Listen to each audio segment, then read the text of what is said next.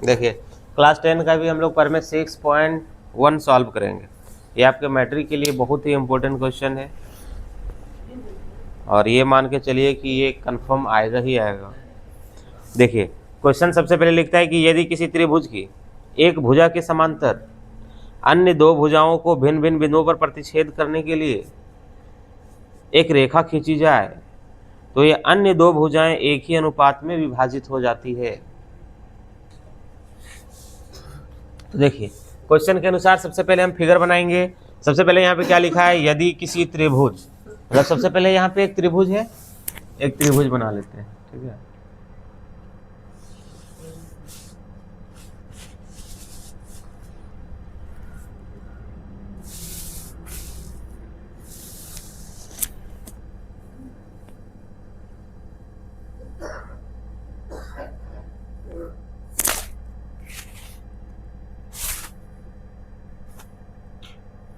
देखो एबीसी एक त्रिभुज है, ठीक है, एक त्रिभुज बना लिए। लिखा यदि किसी त्रिभुज की एक भुजा के समांतर अन्य दो भुजाओं को भिन्न भिन्न बिंदु पर प्रतिच्छेद करने के लिए, ठीक है, एक भुजा, तो एक भुजा बीसी हो गया, तो बीसी के समांतर एक रेखा खींची जाए, बोला है एक रेखा खींची जाए, तो एक रेखा खींच दिए और इसका नाम दे दिए डी और इसका नाम दे दिए ई, ठीक है। एबीसी हम जैसे पहले दे चुके हैं, इसका नाम डी दे दिए, इसका नाम ई दे दिए, और बोल रहा है कि ऐसा रेखा खींचना है कि दो भुजाओं को अलग अलग बिंदुओं पर प्रतिच्छेद करे। समझ में आया? दो भुजाओं को अलग अलग बिंदुओं पर प्रतिच्छेद करे। तो देखो एक रेखा खींच दिए तो दो भुजा को ये प्रतिच्छेद कर रहा है, ए बी को डी पर प्रतिच्छेद कर रहा है और AC को E पर प्रतिच्छेद कर रहा है ना। तो आगे क्या बोला है, तो ये अन्य दो भुजाएं एक ही अनुपात में विभाजित हो जाती है। तो अन्य दो भुजा जो है, दो भुजा कौन कौन है, ये दो भुजा है AB और AC, ये दोनों एक ही अनुपात में विभाजित हो जाती है। मतलब ये हो गया, दोनों बढ़ता है लेकिन दोनों का रेशियो सेम होता है। ऐसे AD बटा DB बराबर AE बटा EC इक्वल में, ठीक है। तो सबसे पहले हम यहाँ पे लिखेंगे परमे में क्या दिया है। परमे में आपको चार चीज़ों को ध्यान में रखना है। सबसे पहले क्या दिया है वो लिखना है, और दूसरा नंबर में हमको क्या सिद्ध करना है वो लिखना है, और तीसरा नंबर में बनावट की ज़रूरत हो तो पहले बनावट लेना है, और चौथा नंबर से प्रमाण शुरू करना है, ठीक है। ये इसका सीरीज है। उसको बोल रहे हैं कोई गधा सो रहा है,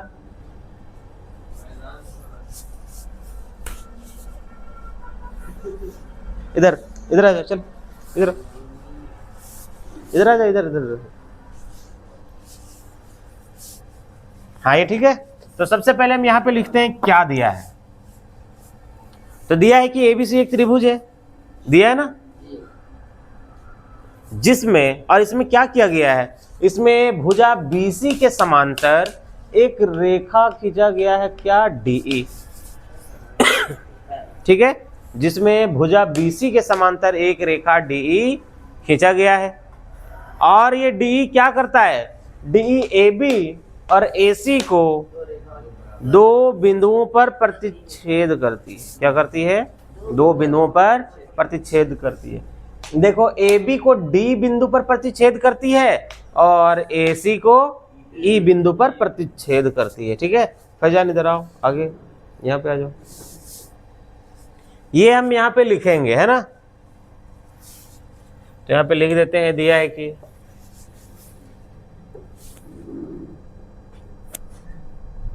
रे बच्चा मेरा मार्कर दो, चेंज करो।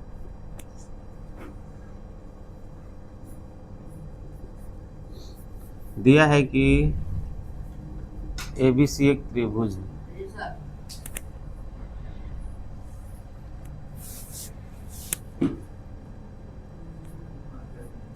देखो दिया है कि एबीसी एक त्रिभुज है, एक मिनट, जिसमें जो दिया है उसको लिखना है। दिया है कि एबीसी एक त्रिभुज है जिसमें क्या किया, इसमें भुजा बीसी के समांतर, भुजा बीसी के समांतर मैंने क्या किया, एक रेखा खींचा, एक रेखा, अच्छा एक रेखा, रेखा का नाम दे दो, रेखा का नाम क्या है, डी, एक रेखा डी खींचा, बोलो ये समझ में आया ना, एक रेखा डी खींचा। और ये डी क्या करता है, ए बी और ए सी को डी बिंदु पर और इसको ई बिंदु पर प्रतिच्छेद करता है, मतलब इसको टच करता है जाके, ठीक है, काटता है। यहाँ पे लिखेंगे जो ए बी एवं ए सी को किसको किसको प्रतिच्छेद कर रहा है, ए बी एवं कहाँ कहाँ, बिंदु डी एवं ई पर क्या करता है, प्रतिच्छेद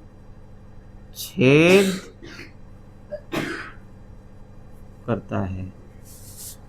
क्लियर बाबू, ये लिख दिए। सबसे पहले क्या दिया है, दिया है कि एबीसी एक त्रिभुज है जो या जिसमें भुजा बीसी के समांतर एक रेखा डी खींचा गया, जो ए बी एवं ए सी को डी एवं ई बिंदु पर प्रतिच्छेद करती है, ठीक है।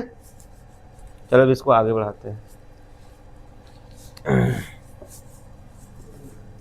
और दूसरा नंबर में हमको क्या करना है वो लिखना है, तो लिखेंगे सिद्ध करना है कि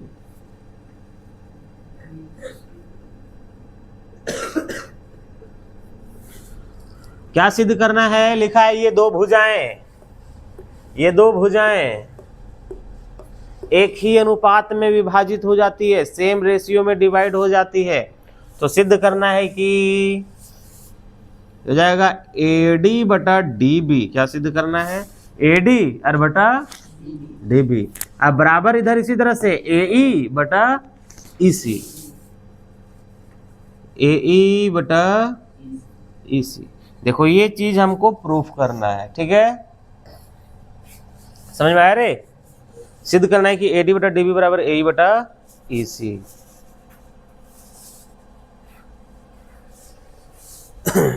सेकेंड नंबर हो गया।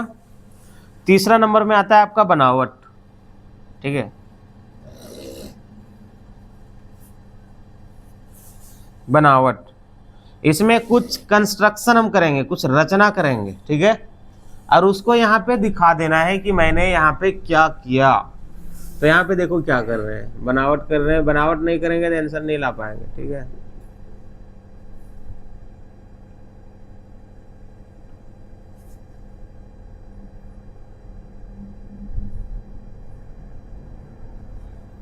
इसका नाम दे दिए M, इसका नाम दे दिए N।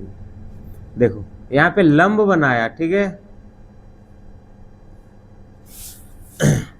ये DN लंब है किस पर, AC पर। देखो ये लंब का साइन होता है परपेंडिकुलर, कोई रेखा पर कोई दूसरा रेखा खड़ा हो, ठीक है, तो क्या कहलाता है, लंब। तो यहाँ पे क्या किया, DN लंब AC बनाया, DN लंब है किस पर, AC पर। देखो AC ऐसी है, DN इस पर खड़ा है ना, तो ये ऐसा लंब होता है, ठीक है। तो DN लंब AC और EM लंब है किस पर, AB पर, ठीक है।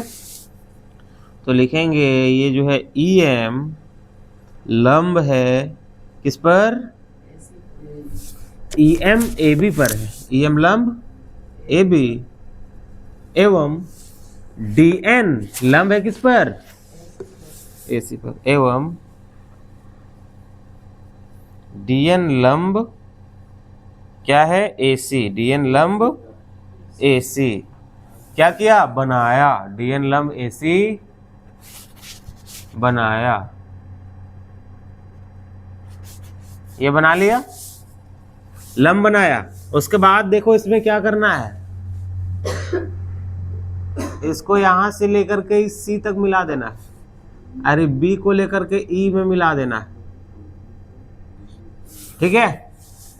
ये जो लंब बनाया उसको लिख दिया, और लिखेंगे तथा DC और BE को मिलाया, मिलाया ना, D से C तक और B से E तक मिला दिया। तो यहाँ पे लिखना है बनाया तथा DC एवं बीई, किसको मिलाया? डीसी एवं बीई को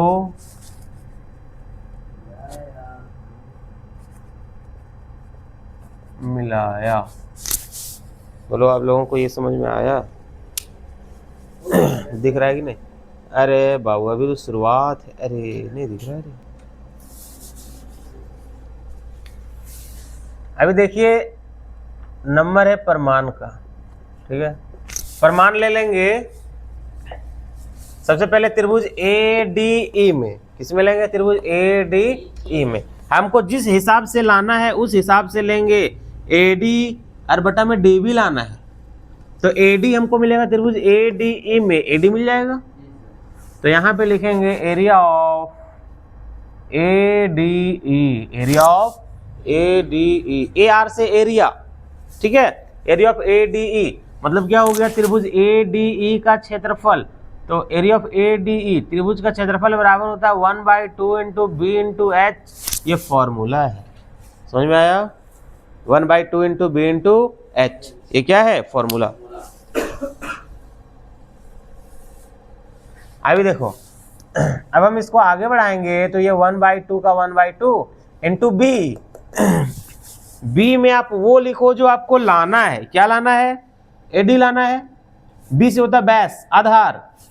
आधार इसको हम बना देंगे AD को, ठीक है। AD और गुना H। त्रिभुज में जो लंब होता है वो उसकी ऊंचाई होती है। त्रिभुज का जो लंब होता है वो क्या होता है? त्रिभुज की ऊंचाई। तो ये साइड से हम ले रहे हैं तो इसमें लंब कौन है? EM। कौन है?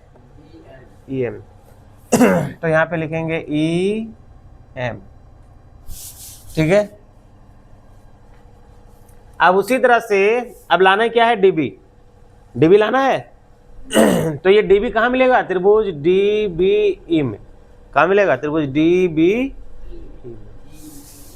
यहाँ पे ले लेंगे area of DBE, area of DBE बराबर क्या होगा? 1/2 into B into H, same formula.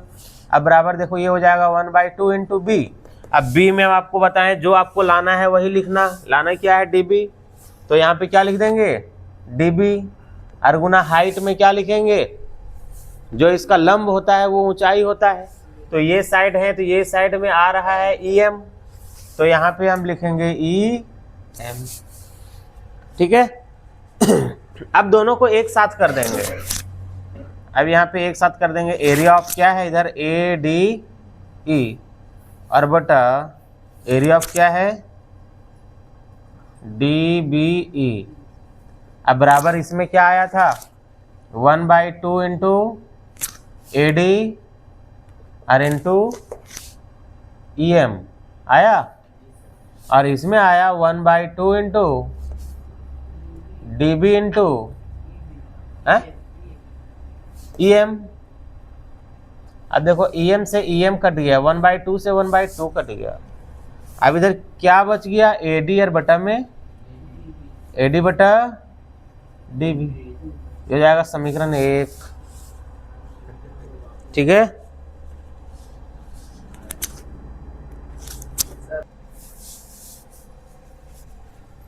देखिए अब यहां पे ले लेंगे पुनः ये साइड लिए, ये साइड वाला दोनों ले आए। अब हमको ये दोनों लाना है, ठीक है।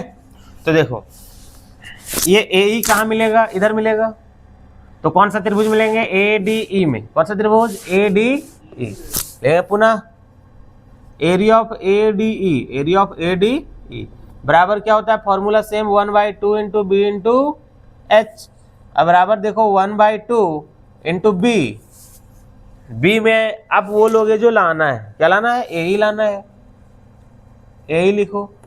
और हाइट इसका हो जाएगा DN। इधर वाला ले रहे हैं ना, इधर N है, DN क्या हो जाएगा? DN, ठीक है।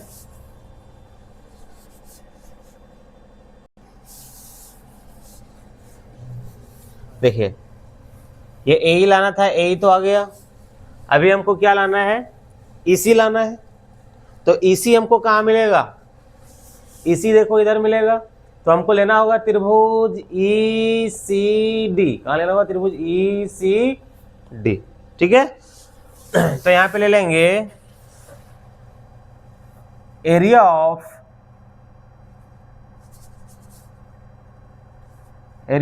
ECD बराबर same formula 1/2 into B into H.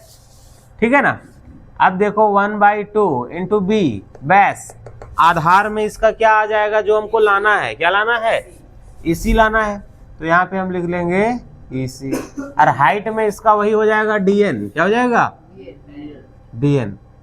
अब दोनों को हम मिला देंगे जो इससे पहले लाए थे, और ये यहाँ पे जाएगा, इसलिए एरिया ऑफ ADE देखो ये, और बटा में एरिया ऑफ ECD बराबर, इसमें क्या लाए? 1/2 इंटू AE इंटू DN, और इसमें क्या लाया? 1/2 इंटू EC इंटू DN। अब देखो DN से DN कट गया, 1/2 से 1/2 कट गया, क्या बच गया बाबू इधर? AE बटा EC, समीकरण 2। ठीक है, अब ज्यादा कुछ नहीं है, बस थोड़ा सा है। देखो देखो, अब ये दोनों के नीचे वाला ले लेना, त्रिभुज DBE, और इसके नीचे क्या है? त्रिभुज ECD। ये आप लोगों को थोड़ा रट्टा मारना होगा, ये समझ में नहीं आएगा। त्रिभुज DBE, ये 9 क्लास में है, आप लोग पढ़े नहीं इसको बढ़िया से। त्रिभुज DBE एवं त्रिभुज ECD, देखो ये दोनों के नीचे वाले ले लिए, त्रिभुज DBE और त्रिभुज ECD। देखो त्रिभुज DBE और त्रिभुज ECD दोनों क्या है? दोनों का आधार सेम है, एक ही आधार है DE। देखो DBE, D आया, और ECD, इसमें भी DE आ गया, तो दोनों का एक ही आधार है DE। ठीक है, और एक ही समांतर रेखा के बीच स्थित है। समांतर रेखा इसमें कौन है? DE और BC, इसके बीच में ये दोनों त्रिभुज स्थित है। ठीक है, तो क्लास 9 में हम लोग पढ़े हैं कि यदि कोई त्रिभुज एक ही आधार और एक ही समांतर रेखाओं के बीच स्थित हो, यदि दो त्रिभुज एक ही आधार और एक ही समांतर रेखाओं के बीच स्थित हो, तो उसके क्षेत्रफल आपस में बराबर होते हैं। ये रूल है। हाँ, तो इसको हम यहाँ पे दिखाएंगे, लिखेंगे त्रिभुज DBE एवं त्रिभुज ECD दोनों एक ही आधार, दोनों का आधार क्या है? DE, दोनों एक ही आधार DE एवं एक ही समांतर रेखा। समांतर रेखा क्या है? DE तथा BC। समांतर रेखा क्या है? DE तथा BC के बीच या के मध्य स्थित है, या उसके मध्य स्थित है। जब इसके बीच में स्थित होगा तो क्या होगा? एरिया दोनों का आपस में बराबर होगा। यहाँ पे दिखा देना, इसलिए area of DBE, area of बराबर एरिया ऑफ ECD हो जाएगा समीकरण 3। ठीक है, अब प्रूफ हो गया। अब यहाँ पे लिखेंगे समीकरण 1, 2 एवं समीकरण 3 से